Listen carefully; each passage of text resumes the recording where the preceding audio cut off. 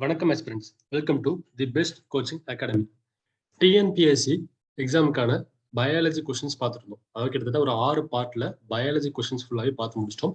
அதே போல இப்போ என்ன பண்ண போறோம்னா பிசிக்ஸ் அண்ட் கெமிஸ்ட்ரி சம்பந்தப்பட்ட கொஸ்டின்ஸ் ஃபுல்லா ஒரு பார்ட்ல பார்த்துட்டோம். இது செகண்ட் பார்ட். ஓகேங்களா? ஸோ இதுவரை கொஸ்டின்ஸ் பார்க்காதவங்களுக்கு கீழே டிஸ்கிரிப்ஷன்ல லிங்க் கொடுக்குறேன், பார்த்துருங்க. எக்ஸாம் கண்டிப்பாக யூஸ்ஃபுல்லாக இருக்கும். ஸோ வாங்க செகண்ட் பார்ட்ல கூடிய கொஸ்டின்ஸ் பார்க்கலாம். ஸோ ஃபர்ஸ்ட் கொஸ்டின் பாருங்க.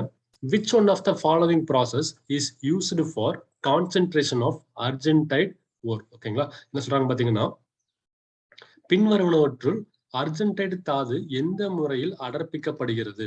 சரிங்களா? நிறைய முறைகள் இருக்கும். உதாரணத்துக்கு பாத்தீங்கன்னா புவியீர்ப்பு முறை, நுரை மிதப்பு முறை, மின்காந்த பிரிப்பு முறை, நிறைய முறை இருக்கும். அதுல பார்க்கும்போது அர்ஜென்டைட் தாது எந்த முறையில் அடர்ப்பிக்கப்படுகிறதுன்னு கேட்கிறாங்க. ஸோ ஆன்சர் வந்து நுரை மிதப்பு முறை. நுரை மிதப்பு முறை தான் சரியான டிரான்சிஷனா இருக்கும். ஓகேங்களா?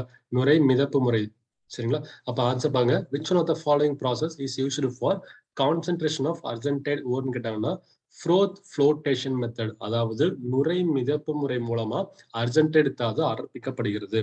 சரிங்களா? அடுத்து பாருங்க. which one of the following compound is used in the treatment of asthma and whooping cough? ஓகேங்களா? காஃப்னு பாத்தீங்கன்னா பின்வருவற்றுள் எந்த சேர்மம் ஆஸ்துமா மற்றும் கக்குவான் இருமலுக்கு மருந்தாக பயன்படுகிறது? ஆன்சர் வந்து பென்சைல் பென்சோயேட். சரிங்களா? பென்சைல் பென்சோயேட் தான் பாத்தீங்கன்னா ஆஸ்துமா மற்றும் கக்குவான் இருமலுக்கு மருந்தாக பயன்படுகிறது. ஓகேங்களா? It was used for asthma and whooping cough. Benzyl benzoate. அடுத்த கொஸ்டின் பாருங்க. A new form of matter named excitorium has been discovered by whom? அதாவது எக்ஸிட்டோரியம் அப்படின்னு சொல்லக்கூடிய ஒரு புதிய துகள் யாரால கண்டுபிடிக்கப்பட்டதுன்னு கேட்டாங்கன்னா பெர்ட் ஹேபர். சரிங்களா? பெர்ட் ஹேபர் இருக்காரு இல்லையா, அவர் என்ன பண்ணிருக்காருன்னு பாத்தீங்கன்னா இந்த எக்ஸிட்டோரியம் சொல்லக்கூடிய ஒரு புதிய துகளை கண்டுபிடிச்சிருக்காரு. சரிங்களா? பெர்ட் ஹேபர். அடுத்து பாருங்க. which one of the following hybridization is present in PCl5 molecule? அதாவது PCl5 பாத்தீங்கன்னா பாஸ்பரஸ் பென்டாக்ளோரைடு. Phosphorus pentachloride. சரிங்களா? சோ PCl5 பாஸ்பரஸ் பென்டாக்ளோரைடு இருக்கு இல்லையா, அதுல காணப்படக்கூடிய மூலக்கூறு கேட்கறாங்க. எப்படி இருக்குன்னு கேட்டாங்கன்னா sp3d. சரிங்களா? sp3d. அதாவது எஸ்ங்கிறது பாத்தீங்கன்னா 1s ஆர்பிட்டால்.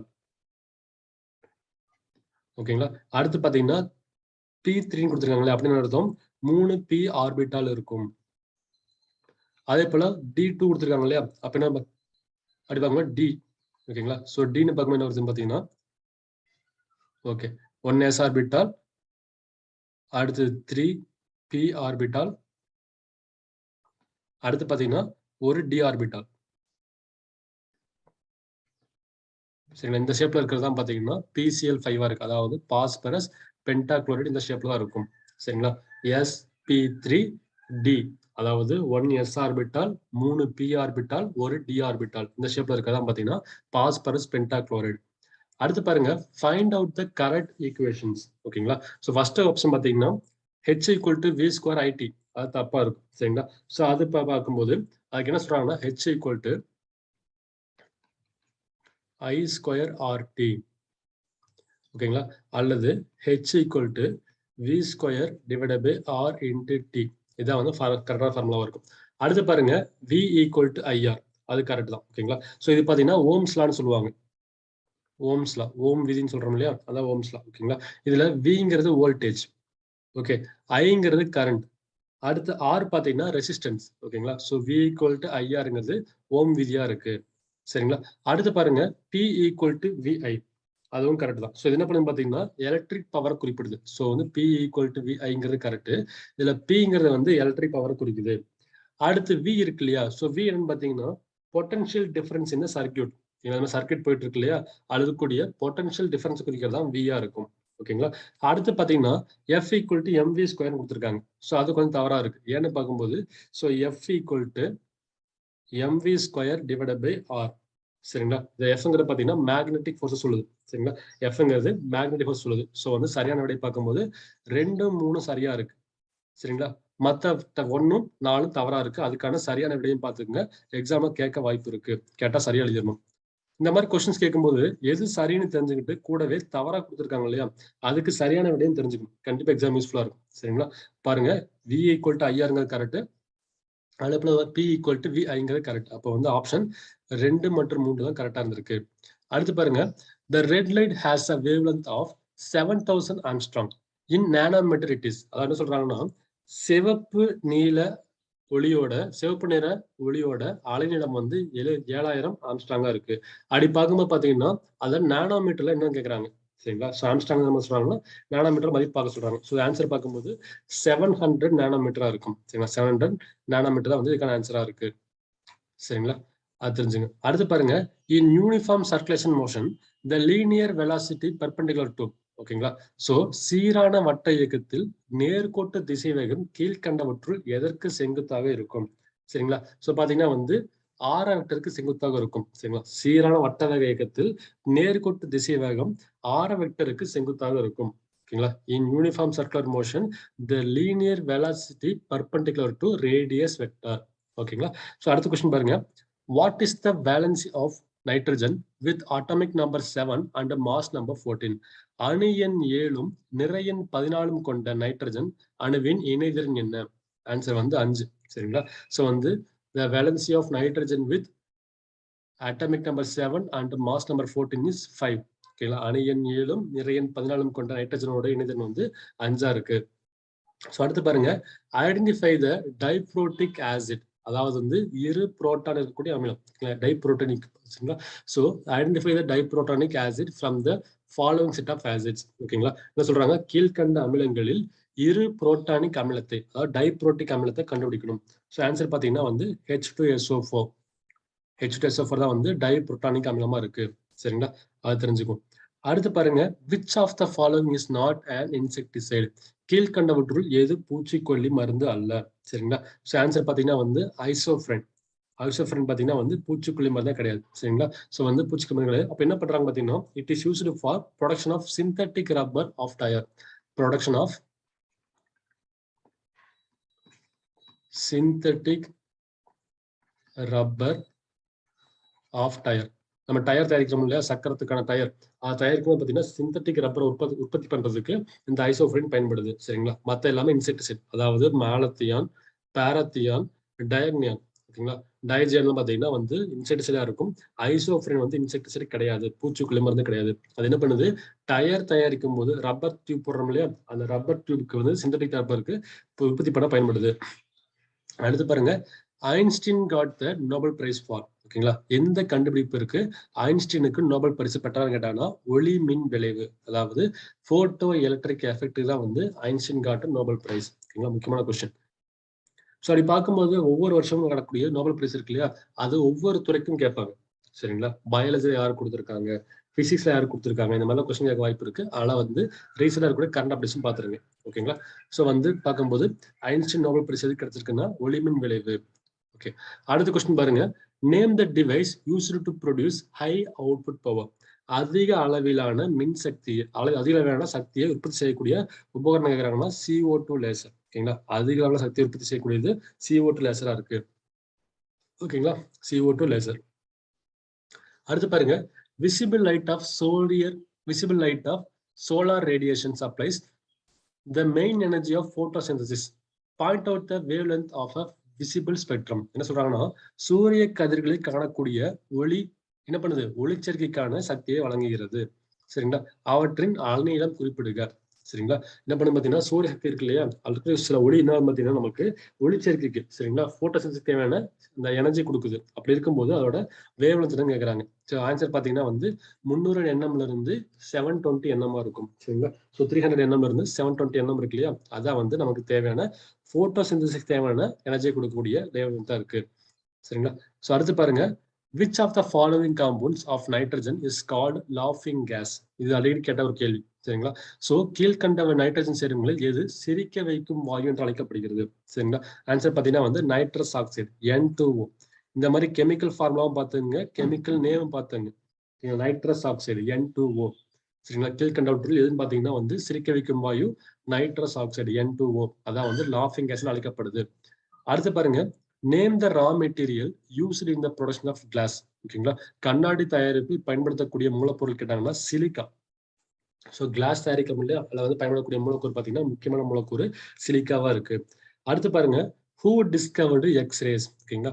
எக்ஸ் கதிர்களை கண்டுபிடித்தவர் யாருன்னு கேட்டாங்கன்னா ரான்ஜன். முக்கியமான கேள்வி. ஓகேங்களா? ஹூ டிஸ்கவர்ட் ஐஸ்கிரீம் கேட்கும்போது பாத்தீங்கன்னா ரான்ஜன். அவர் கண்டுபிடிச்சிருக்காரு. அடுத்து பாருங்க, which is a Lewis base.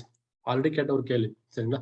அப்ப கேக்குறாங்க, கீழ்கண்டவற்றில் எது லூயிஸ் காரம் அப்படின்னு கேட்டாங்கன்னா வந்து NH3. அதாவது அம்மோனியா இருக்கு இல்லையா, அதான் வந்து லூயிஸ் காரமா இருக்கு. சரிங்களா? இதோட இன்னொரு ஐயூபாக் ஐடி பாத்துங்க, அசேன்னு சொல்லுவாங்க. NH3யோட ஐயூபாக் ஐடி இருக்கு இல்லையா, ஐயூபாக் ஐடி. ஸோ அது என்ன சொல்லுவாங்க பாத்தீங்கன்னா வந்து அசேன்னு சொல்லுவாங்க. சரிங்களா? ஸோ வந்து அம்மோனியா தான் வந்து லூயிஸ் அமிலமா இருந்திருக்கு, லூயிஸ் காரமா இருந்திருக்கு. சரிங்களா? லூயிஸ் காரம் எதுன்னு கேட்டாங்கன்னா அம்மோனியா, NH3. ஓகேங்களா? ஸோ இந்த மாதிரி படிக்கும்போது கெமிக்கல் காம்பவுண்டோட ஃபார்முலாவும் பார்த்துங்க, கெமிக்கல் நேமும் பார்த்துங்க, யூஸ்ஃபுல்லா இருக்கும். அடுத்து பாருங்க, which of the following is the ore of titanium. டைட்டானியத்தோட தாது எதுன்னு கேட்டாங்கன்னா ருட்டைல். ருட்டைல் தான் வந்து டைட்டானியத்தோட தாதுவா இருந்திருக்கு, ருட்டைல். அடுத்து பார்க்க என்னன்னா, the number of coulomb required to liberate 127 gram of iodide from potassium iodide solution is. ஓகேங்களா? அதாவது 127 கிராம் அயோடினை பொட்டாசியம் அயோடைடு கரைசலில் இருந்து வெளியேற்ற தேவையான கூலுமின் எண்ணிக்கைன்னு கேட்டாங்கன்னா 96,500 கூலும்கள்.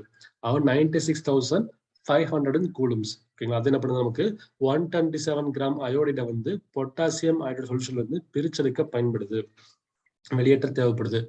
அடுத்து பாருங்க, which of the following is used in making printer ink, shoe polish and paint. ஓகேங்களா? என்ன பண்றாங்க, பின்வருவனவற்றுள் அச்சுப்பொறி, செருப்பு பாலிஷ் மற்றும் பெயிண்ட்களில் பயன்படுத்தக்கூடிய பொருள் கேட்டாங்கன்னா வந்து எலும்பு கருப்பு, அதாவது பூன் பிளாக். சரிங்களா? எலும்பு கருப்பு கொடுக்குறாங்க. ஸோ பூன் பிளாக் தான் நமக்கு இது காரணமா இருக்கு, making of print ink and shoe polish and painting யூஸ்ஃபுல்லா இருக்கு. அடுத்தது, a spring is hung vertically with the mass M attached to its lower end. ஓகேங்களா? The spring experiences an elongation D. ஓகேங்களா? என்ன பண்றாங்கன்னா, ஒரு கம்பிச்சூழல் என்ன பண்றாங்க, செங்குத்து தொங்க விடுறாங்க. ஓகேங்களா? அது கீழே என்ன பண்றாங்கன்னா, எம்ங்கிற மாஸ் இருக்கக்கூடிய ஒரு பொருளை தொங்க விடுறாங்க, கட்டி விடுறாங்க. அப்படின்னா அந்த கம்பிச்சூழல் வந்து நீச்சி அடையும் இல்லையா, அதாவது பாத்தீங்கன்னா வந்து எக்ஸ்பேண்ட் ஆகும், எலாங்கேஷன் ஆகும். ஓகேங்களா? அப்ப வந்து டின்னு சொல்றாங்க. அப்படி இருக்கும்போது then the force constant of a spring is proportional to அப்படின்னு சொல்றாங்க, கம்பி சுருளின் விசை மாறிலியின் நேர்த்தகவல்னு கேட்கிறாங்க. ஓகேங்களா? சோ சிம்பிள் தான். ஒரு கம்பி சுருள் செங்குத்தாக தொங்கவிடப்பட்டிருக்கு, கரெக்ட். அதன் கீழ் முனையில் நிறை எம் கட்டப்பட்டுள்ளது, எம் கட்டி வச்சிருக்காங்க, எம்ங்கிற நிறை கொண்ட ஒரு பொருள் கட்டி வச்சிருக்காங்க. அப்ப கம்பி சுருள் என்ன ஆகுது, நார்மலா இருக்கக்கூடிய பொருள் பாத்தீங்கன்னா அப்படியே டிங்கிற அளவுக்கு எக்ஸ்பேண்ட் ஆகும். அப்படி எக்ஸ்பேண்ட் ஆகும்போது அந்த கம்பி சுருளின் விசை மாறிலியின் நேர்த்தகவு, then the force constant of a spring is proportional to கேட்டாங்கன்னா m divided by d. ஓகேங்களா? m divided by d, அதாவது பாத்தீங்கன்னா வந்து நிறை டிவைடட் பை அந்த கம்பிச்சூழல் எவ்வளவு நீச்சி அடையுது இல்லையா, அதான். சோ நிறை டிவைடட் பை நீச்சி, அதான் வந்து m divided by d கொடுக்குறாங்க. ஓகேங்களா? சோ அடுத்து பாருங்க, when sound waves travel from one medium to another medium, the quantity that remain unchanged is frequency. ஓகேங்களா? ஒளி அலைகள் ஒரு ஊடகத்திலிருந்து மற்றொரு ஊடகத்திற்கு செல்லும் பொழுது கீழ்கண்டவற்றுள் எதன் அளவு மாறாது இருக்கும். சரிங்களா? அப்படின்னு பாத்தீங்கன்னா வந்து அதிர்வெண், ஃப்ரீக்வன்சி அளவு வந்து ரிமைன் அன்சேஞ்சா இருக்கும். சரிங்களா? அடுத்து பாருங்க, who discovered gamma rays from the following. ஓகேங்களா? காமா கதிர்களை கண்டுபிடித்தது யாருன்னு கேட்டாங்கன்னா பால் விலாந்த். சரிங்களா? பால் விலாந்த் பண்ணிருக்காரு, காமா கதிர்களை கண்டுபிடிச்சிருக்காரு. சரிங்களா? பால் விலாந்த் தான் வந்து காமா கதிரை டிஸ்கவர் பண்ணிருக்காரு. அடுத்து பாத்தீங்கன்னா WiMAX is related to which one of the following. சரிங்களா? சோ ஃபர்ஸ்ட் விமேக்ஸ் நான் புரிஞ்சுக்கணும். விமேக்ஸோட ஃபுல் ஃபார்ம் பாத்துங்க, வேர்ல்டு வைட் interoperability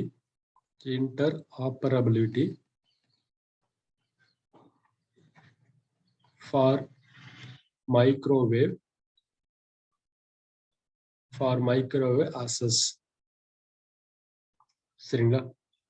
என்ன பண்றோம் பாத்தீங்கன்னா world wide interoperability for microwave access இருக்கு இல்லையா, அதில் சொல்றாங்க பாத்தீங்கன்னா வந்து விமேக்ஸ் சொல்றாங்க. ஸோ அப்ப என்ன விஷயம் பாத்தீங்கன்னா, இது நம்ம வீட்டில் யூஸ் பண்ணக்கூடிய ப்ராட்பேண்ட் கனெக்ஷன்ஸ் இருக்கு இல்லையா, அது போல ஒரு கம்யூனிகேஷன். ஓகேங்களா? அப்ப அந்த ப்ராட்பேண்ட் கனெக்ஷன் யூஸ் ஆகுது, நமக்கு கம்யூனிகேஷன் யூஸ் ஆகுது. ஓகேங்களா? அப்ப விமேக்ஸ்ங்கிறது சம்பந்தப்பட்டது பாத்தீங்கன்னா கம்யூனிகேஷன் டெக்னாலஜி. சரிங்களா? நம்ம அது போல யூஸ் பண்ணிப்போம் இல்லையா, மைக்ரோவேவ், அது பாத்தீங்கன்னா வந்து வேர்ல்டு வைட் ஆக்சஸ். ஸோ இதெல்லாம் இது பண்றோம், கம்யூனிகேஷனா யூஸ் பண்றோம். அப்ப விமேக்ஸ்ங்கிறது ஒரு ப்ராட்பேண்ட் கனெக்ஷன் போல. அப்ப நம்ம என்ன பண்ணலாம், ஈஸியா வந்து கம்யூனிகேஷன் பிக் பண்ணிடலாம். ஓகேங்களா? சோ விமேக்ஸோட ஃபுல் ஃபார்ம் தெரிஞ்சுங்க, world wide interoperability for microwave access தான் வந்து விமேக்ஸோட ஃபுல் ஃபார்மா இருக்கு. சோ அடுத்து பாத்தீங்கன்னா the element which is an essential constituent of the all organic compounds belongs to dash group. ஓகேங்களா?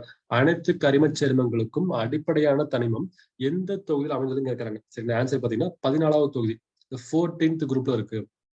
The element which is an essential constituent of all organic compounds belongs to 14th group இருக்கு.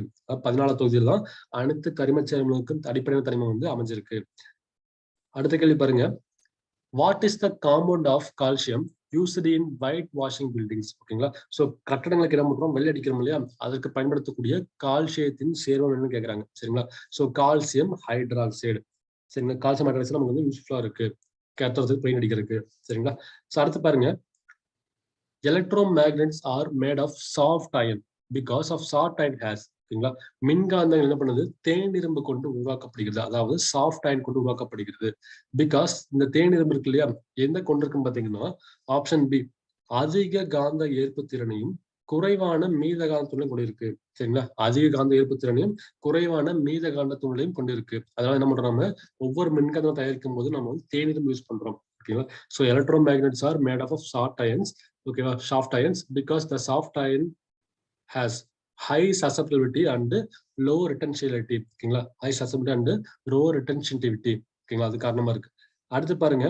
when a car is moving on a circular track, ஒரு car வந்து வட்டப்பாதையில போயிட்டு இருக்கு, the centripetal force is given by the dash between the road and the tires. என்ன சொல்றாங்க, ஒரு வளைவு பாதையில கார் ஒன்று திரும்பும் போது டயருக்கும் சாலைக்கும் இடையே வந்து எந்த மாதிரியான மைய நோக்கு விசை ஏற்படுதுன்னு கேட்டாங்கன்னா வந்து உராய்வு விசை. என்ன பண்ணுது, காரை திடீர்னு வளைக்கும் போது பாத்தீங்கன்னா டயருக்கும் சாலை கடையில வந்து ஒரு உராய்வு விசை ஏற்படுது, ஃபிரிக்ஷனல் ஃபோர்ஸ் ஏற்படுது. ஓகேங்களா. அதான் சொல்றாங்க. ஸோ அதை என்ன பண்ணுது, நமக்கு மைய நோக்கு விசை ஏற்படுத்துது. When the car is moving on a circular track, the centripetal force is given by the frictional force.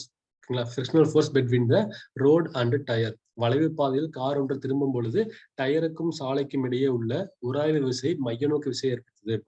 அடுத்து பாருங்க, the distance between the molecules is. ஓகேங்களா. மூலக்கூறுகளுக்கு இடையான தொலைவுன்னு பார்க்கும்போது 10 ஆம்ஸ்டாங்கா இருக்கும். சரிங்களா. 10 ஆம்ஸ்டாங் தான் பாத்தீங்கன்னா டிஸ்டன்ஸ் பிட்வீன் த மாலிகுலா இருக்கு. ஓகே. அடுத்த கொஸ்டின் பாருங்க. which of the following is correctly matched? என்ன பண்ணிருக்காங்க, சில ஃப்ரூட்ஸ் கொடுத்துட்டு அதோடைய ஆசிட்ஸ் கேக்குறாங்க. ஸோ கேட்கறது கரெக்ட் ஆன்சர் கேட்கறாங்க இல்லையா. அப்ப ஆப்பிள் என்ன இருக்கு பாத்தீங்கன்னா மாலிக் ஆசிட் இருக்கு. ஆப்பிள்ல மாலிக் ஆசிட் இருக்கு. சரிங்களா. ஸோ அடுத்து பாத்தீங்கன்னா வினிகர்ல என்ன இருக்கு பாத்தீங்கன்னா வந்து வழக்கம் போல அசிட்டிக் ஆசிட் கரெக்டா கொடுத்துருக்காங்க. அடுத்து கிரேப்ல இருக்கு பாத்தீங்கன்னா வந்து கிரேப்ல டார்டாரிக் ஆசிட் இருக்கு. டார்டாரிக் ஆசிட் இருக்கு. சரிங்களா. அது டொமேட்டோல பாத்தீங்கன்னா நமக்கு என்ன இருக்கு பாத்தீங்கன்னா ஆக்சாலிக் ஆசிட் இருக்கு. டொமேட்டோல ஆக்சாலிக் ஆசிட் இருக்கு. அப்ப சரியா போன ஒரே விஷயம் பாத்தீங்கன்னா ஆப்ஷன் 2, வினிகர்ல அசிட்டிக் ஊத்துறாலும் அது மட்டும் சரியா போந்திருக்கு. மத்தவங்க பாத்துங்க.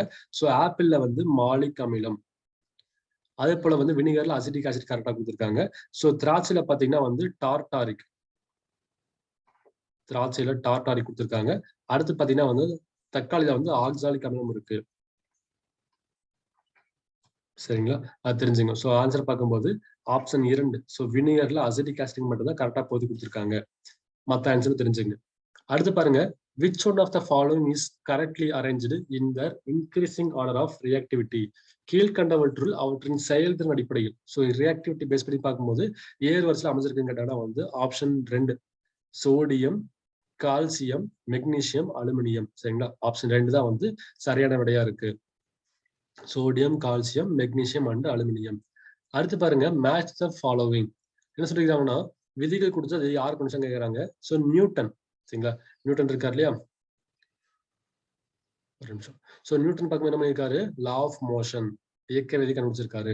அடுத்து பாத்தீங்கன்னா ஆல்பர்ட் ஐன்ஸ்டீன், அவர் என்ன பண்ணிருக்காருன்னா ரிலேட்டிவிட்டி தியரி. சரிங்களா. அடுத்து மேரி கியூரி, கேள்விப்பட்டிருப்போம், ரேடியோ கார்பன் சொல்லி. சரி, ரேடியோ ஆக்டிவிட்டி இருக்கு இல்லையா, அது கண்டுபிடிச்சு வந்து மேரி கியூரி. அடுத்து கெப்பர் பார்க்கும்போது லா ஆஃப் பிளானட்டரி மோஷன், கோள்களோட இயக்கம் இருக்கு இல்லையா, அதை பத்தி படிக்கிறத கெப்பரா இருந்திருக்காங்க. ஸோ நியூட்டன் பார்க்கும்போது law of motion, Albert Einstein relativity theory, Marie Curie radioactivity, Kepler laws of planetary motion. அதாவது தமிழ்ல பாருங்க. ஸோ நியூட்டன் கண்டுபிடிச்சது நியூட்டன் கண்டுபிடிச்சு பாத்தீங்கன்னா வந்து இயக்க விதிகள். அடுத்தது ஆல்பர்ட் ஐன்ஸ்டீன் கண்டுபிடிச்சது சிறப்பு சார்பியல் கொள்கை. ஓகே. ஸோ அடுத்து பாத்தீங்கன்னா மேரி கியூரி வந்து கதிரியக்கத்தை கண்டுபிடிச்சிருக்காங்க. கெப்லர் பாத்தீங்கன்னா வந்து கோள்களின் இயக்க விதிகள். ஸோ நியூட்டன் இயக்க விதிகள், ஆல்பர்ட் ஐன்ஸ்டீன் சிறப்பு சார்பியல் கொள்கை, மேரி கியூரி கதிரியக்கம், கெப்லர் கோள்களின் இயக்க விதி. இந்த மாதிரி தெரிஞ்சுங்க. அடுத்து பாருங்க, which one of the following is used as a அனஸ்திஸ்டிக். ஓகேங்களா, என்ன பண்றாங்க, மயக்க மருந்தா பயன்படுத்தக்கூடியதுன்னு கேட்கறாங்க. சரிங்களா, ஆன்சர் பாத்தீங்கன்னா CHCl3 குளோரோஃபார்ம். CHCl3 chloroform. ஓகேங்களா, அதான் வந்து அனஸ்திஸ்டிக்கா பயன்படுத்துறாங்க, அதாவது மயக்க மருந்தாக பயன்படுத்துறது குளோரோஃபார்ம், CHCl3. அடுத்து பாருங்க, which of the following compounds is called baking soda? கீழ்கண்ட சேர்மத்தில் நொதி உப்பு என்று அழைக்கப்படுகிறது. ஸோ பேக்கிங் சோடா தமிழ் பாத்தீங்கன்னா நொதி உப்புன்னு சொல்றாங்க. பேக்கிங் சோடாக்கு தமிழ்ல வந்து நொதி உப்புன்னு சொல்றாங்க, அதையும் பாத்துங்க. சரிங்களா, ஸோ பேக்கிங் சோடா வந்து நொதி உப்பு இருக்கு இல்லையா, எதை அழைக்கிறோம் பாத்தீங்கன்னா சோடியம் பைகார்பனேட் அழைக்கிறோம். சோடியம் பைகார்பனேட், அதாவது NaHCO3. இந்த மாதிரி ஃபுல் ஃபார்ம் கெமிக்கல் ஃபார்ம் பாத்துக்கோங்களா. ஸோ சோடியம் பைகார்பனேட் இருக்கு இல்லையா, அதான் வந்து என்ன சொல்றோம், பேக்கிங் சொல்றோம், பேக்கிங் சோடா. ஸோ NaHCO3 தான் வந்து பேக்கிங் சோடாவா இருக்கு, அதாவது வந்து சோடியம் பைகார்பனேட் தான் பேக்கிங் சோடா சொல்லி அழைக்கிறோம். அடுத்து பாருங்க, what is the audible range of sound of human ear? என்ன சொல்றாங்க, ஸோ பாத்தீங்கன்னா மனிதனின் காதுகளால் உணரப்படக்கூடிய ஒளியின் அதிர்வெண்ணின் மதிப்பு கேட்கறாங்க. சரிங்களா, 20 இருந்து 20,000 ஹெர்ட்ஸா இருக்கு. சரிங்களா, what is the audible range of sound for human ears? 20 இருந்து 20,000 ஹெர்ட்ஸ் தான் பாத்தீங்கன்னா வந்து மனிதனோட காதால உணரக்கூடியதா இருக்கு. அடுத்து பாருங்க, what is the excess pressure inside a soap bubble? ஒரு சோப்பு குமிழியின் உட்புறத்தில் உள்ள அதிக அழுத்தத்தின் மதிப்பு என்னன்னு கேட்டாங்கன்னா வந்து 4T/R. சரிங்களா, what is excess pressure inside a soap bubble? பாத்தீங்கன்னா ஒரு சோப்பு குமிழியின் உட்புறத்தில் உள்ள அதிக அழுத்தத்தின் மதிப்பு கேட்டாங்கன்னா 4T/R இருக்கு. அடுத்து பாருங்க, which of the following statements will be most suitable for KMNO4? ஓகேங்களா, அதாவது பொட்டாசியம் மேக்னெட் இருக்கு இல்லையா, அது கேக்குறாங்க. KMNO4னா பொட்டாசியம் மாங்கனேட். Potassium magnet. ஓகேங்களா, சோ அப்படி சொல்றாங்கன்னா which of the following statements will be the most suitable for potassium magnet? So KMNO4 பத்தி படிக்கும்போது மிக பொருத்தமான ஸ்டேட்மெண்ட் கேட்டாங்கன்னா வந்து அது ஒரு வலிமையான ஆக்சிஜனேற்ற காரணி.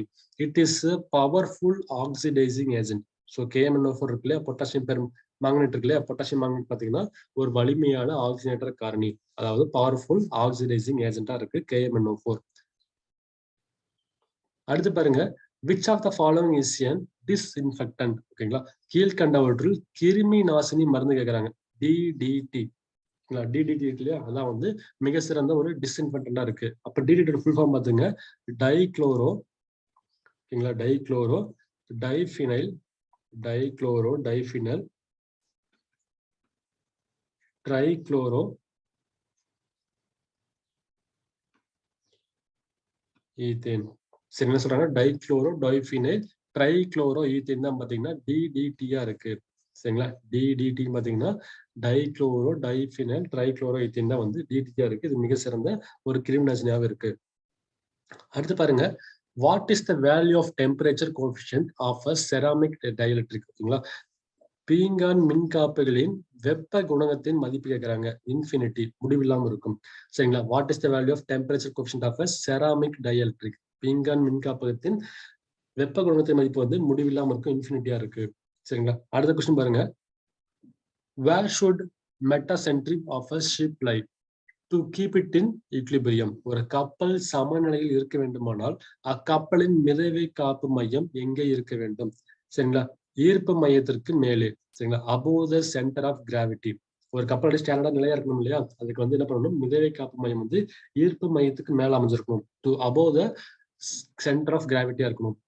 அடுத்து பாருங்க, which of the following gases are mainly present in the sun? சரிங்களா, சூரியனில் காணப்படக்கூடிய மிக அதிக அளவு காணப்படக்கூடிய வாயு கேட்டானா வந்து ஹைட்ரஜன் மற்றும் helium. Option C. Hydrogen helium தான் பாத்தீங்கன்னா சூரியன் வந்து இருக்கக்கூடிய மேஜர் காம்பனண்டா இருக்கு, மேஜரான வாயுவா இருக்கு. அடுத்து பாருங்க, consider the following statements. First என்ன சொல்றாங்க, கூற்று கொடுக்குறாங்க, diamond is not a good conductor of electricity. ஓகேங்களா, சோ வைரம் என்பது ஒரு மின் கடத்தி அல்ல. அதுக்கான காரணம் கொடுக்குறாங்க, because it has no free electrons. ஓகேங்களா, என்ன சொல்றாங்க பாத்தீங்கன்னா, பிகாஸ் இதுல பாத்தீங்கன்னா ஒரு தனித்த எலக்ட்ரானை பெற்றிருக்கவில்லை. சோ ஆப்ஷன் ரெண்டுமே கரெக்ட் தான். ஓகேங்களா, என்ன சொல்றாங்க, வைரம் ஒரு சிறந்த மின் கடத்தி அல்ல. Diamond is not a good conductor of electricity, correct தான்.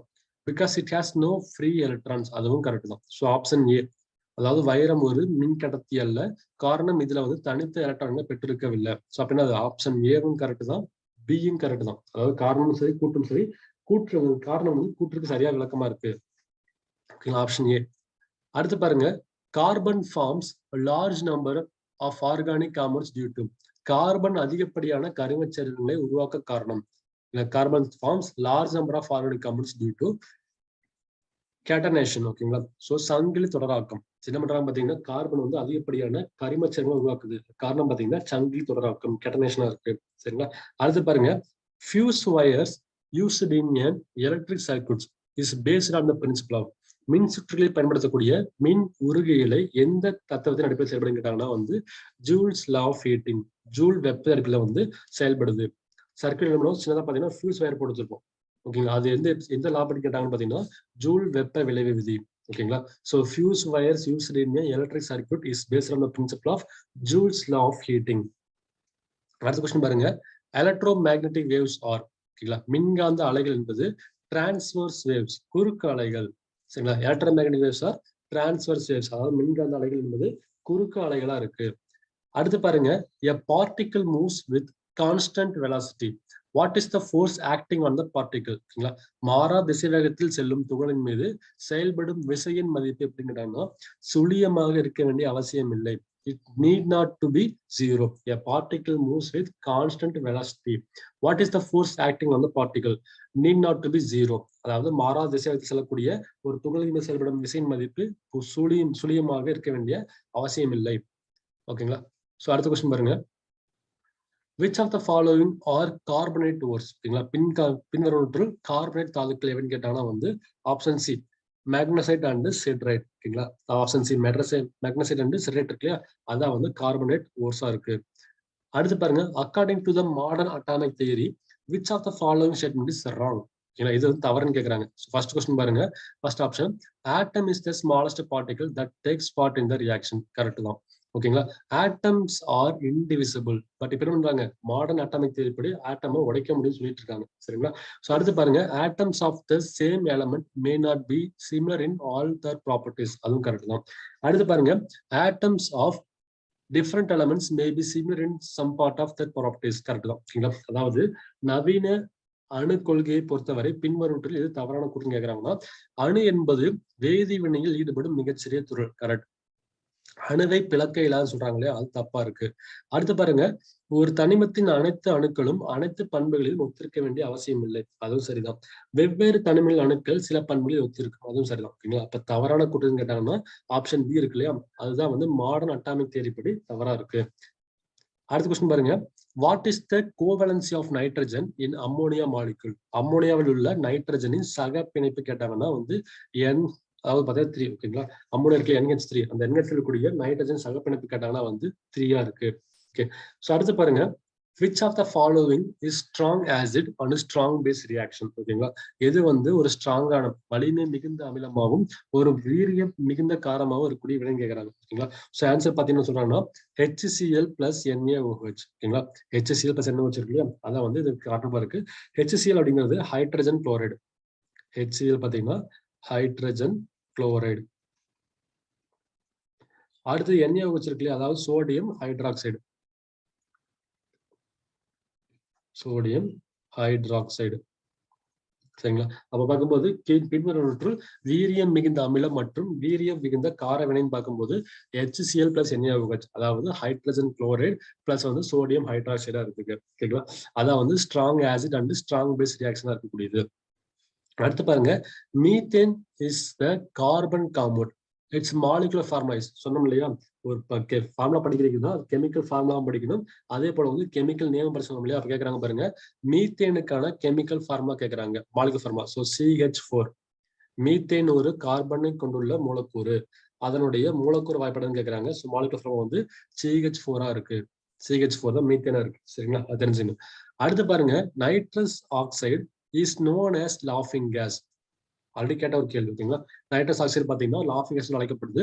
It is also used in medical field as anaesthetic. என்ன சொல்றாங்க, நைட்ரஸ் ஆக்சைடோடு சிரிப்பூட்டும் வாயும் அழைக்கப்படுகிறது. கரெக்ட் தான். ஓகேங்களா? அடுத்து பார்க்கும்போது இது மேலும் மருத்துவத்துறையில் பின்வரும் பயன்படுகிறது மயக்க மருந்தாக. ஸோ நைட்ரஸ் ஆக்சைடு பாத்தீங்கன்னா சிரிப்பூட்டும் மருந்தாகவும் இருக்கு, லாஃபிங் கேஸா இருக்கு, கூட பாத்தீங்கன்னா அனஸ்தெஸ்டிக்கா இருக்கு, மயக்க மருந்தாகவும் இருக்கு. அடுத்து SO2 ஆக்ட் ஆஸ். ஓகேங்களா? சல்ஃபர் டை ஆக்சைடு இருக்கு இல்லையா, இப்படி ஆக்ட் கேட்கறாங்க. Sulphur di oxide. Sulphur di oxide.